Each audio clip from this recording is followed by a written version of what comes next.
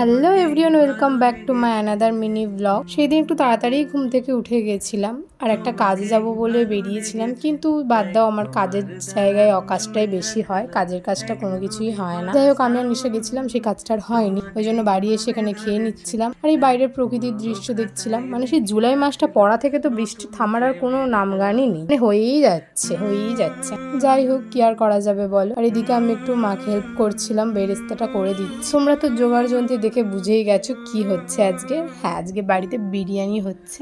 মানে এই ভিডিওটা 6ই জুলাই আর তার আগের দিন মানে 5ই জুলাই ছিল নাকি ওয়ার্ল্ড বিরিয়ানি ডে। তাও আমি সেটা সন্ধ্যের পর জানতে পারি, নিশা রিলস পাঠাতে আমাকে। তো তখন থেকে আমার বিরিয়ানি খাওয়ার একটা আলাদাই ক্রেভিংস হচ্ছিল, কিন্তু কি আর করবো বলো, সন্ধ্যেবেলা তো কেউ আমায় বিরিয়ানি এনে দেবে না, আর আনতে যাওয়ার মতো কোনো ইচ্ছা ছিল না আমার। সো কিছু করার ছিল না। কিন্তু তার পরের দিন মাকে আমি বলেই রেখেছিলাম কি বিরিয়ানি আমায় করে দিতেই হবে। এই জন্য মা এখানে বিরিয়ানি করে বলে সবকিছু আর কি রেডি করছিল। তার মধ্যে আমি এখানে স্নানটাও করে নিয়েছি। আর আমি স্নান করে বেরোতে না দেখি কারেন্টটাই চলে গেছে। যাই হোক, এখানে কিছুক্ষণ ওয়েট করার পরেই যে আমার বিরিয়ানি রেডি। আর বিরিয়ানি হলে না সেদিন একটা আলাদাই মন খুশি হয়ে যায়।